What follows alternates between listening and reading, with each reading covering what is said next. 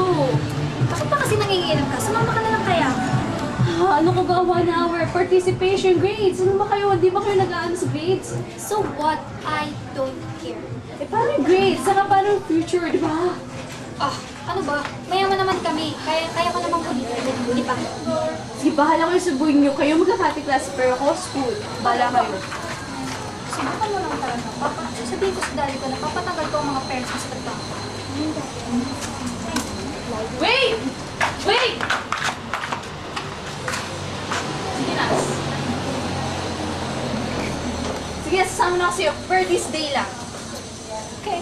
Ha? Kuha ko. Sige, kasi pero please, huwag lang kayo mag-English speaking.